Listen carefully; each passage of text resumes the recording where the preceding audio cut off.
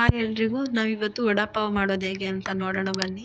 ಮೊದಲಿಗೆ cauliflower, capsicum, ಬಟಾಣಿ ಎಲ್ಲನೂ ಹಾಕಿ ಒಂದು ವಿಸಲ್ ಕೂಗಿಸ್ಕೊಳ್ಳಿ. ನಂತರ ಅದನ್ನು ತಗೊಂಡು ಕ್ಲೀನಾಗಿ ಸ್ಮ್ಯಾಶ್ ಮಾಡ್ಕೊಳ್ಳಿ.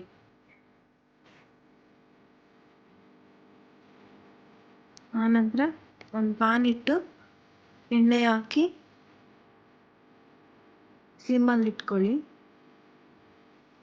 ನಂತರ ಜೀರಿಗೆ ಸ್ವಲ್ಪ ಮತ್ತು ಕಟ್ ಮಾಡಿ ಇಟ್ಕೊಂಡಿರೋ ಈರುಳ್ಳಿ ಹಾಕಿ ಚೆನ್ನಾಗಿ ಫ್ರೈ ಮಾಡ್ಕೊಳ್ಳಿ. ಈರುಳ್ಳಿ ಕಲರ್ ಬರೋವರೆಗೂ ಸ್ವಲ್ಪ ಫ್ರೈ ಮಾಡ್ಕೊಳ್ಳಿ. ನಂತರ ಅದಕ್ಕೆ ಗಾರ್ಲಿಕ್ ಹಾಕಿ ಬೆಳ್ಳುಳ್ಳಿ ಪೀಸಸ್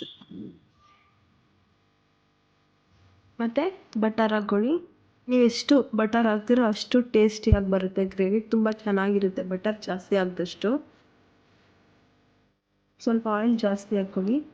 ನಂತರ ಸಣ್ಣದಾಗಿ ಹೆಚ್ಚಿಟ್ಕೊಂಡಿರೋಂಥ ಟೊಮೊಟೊ ಹಾಕಿ ಫ್ರೈ ಮಾಡ್ಕೊಳ್ಳಿ. ಆನಂತರ ಉಪ್ಪು ಹಾಕ್ಕೊಳ್ಳಿ. ಉಪ್ಪು ಹಾಕಿ 1-2 ನಿಮಿಷ ಫ್ರೈ ಮಾಡ್ಕೊಳ್ಳಿ. ನೆಕ್ಸ್ಟ್ ಬೇಯಿಸಿಟ್ಕೊಂಡಿರೋಂಥ ಬಟಾಣಿ ಹಾಕ್ಕೊಂಡು ಫ್ರೈ ಮಾಡ್ಕೊಳ್ಳಿ.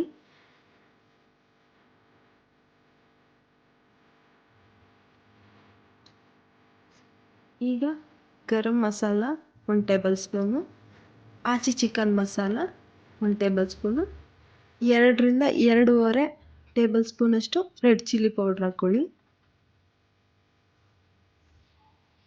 ಮತ್ತು 1 ಪೀಸಷ್ಟು ಬಟರ್ ಹಾಕ್ಕೊಳ್ಳೋಣ.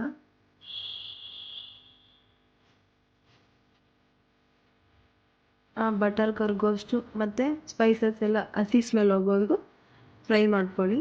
ಆನಂತರ ಈ ಮಸಾಲೆಗೆ ಸ್ಮ್ಯಾಶ್ ಮಾಡಿ ಇಟ್ಕೊಂಡಿರೋ ಅಂಥದ್ದನ್ನು ಆ್ಯಡ್ ಮಾಡೋಣ.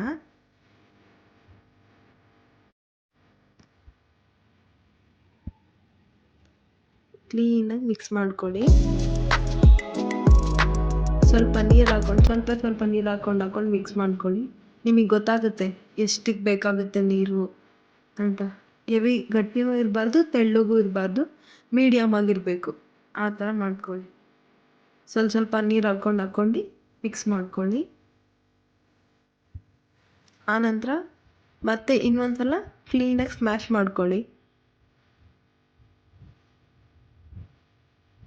ನೆಕ್ಸ್ಟು ಸ್ವಲ್ಪ ನಿಂಬೆಹಣ್ಣು ರಸ ಹಾಕಿ ಮತ್ತು ಇನ್ನೊಂದು ಸ್ವಲ್ಪ ಬಟರ್ ಹಾಕಿ ಅದ್ರ ಮೇಲೆ ಕೊತ್ತಂಬರಿ ಸೊಪ್ಪು ಉದುರಿಸಿ ಕ್ಲೀನಾಗಿ ಇನ್ನೊಂದು ಸಲ ಮಿಕ್ಸ್ ಮಾಡ್ಕೊಳ್ಳಿ.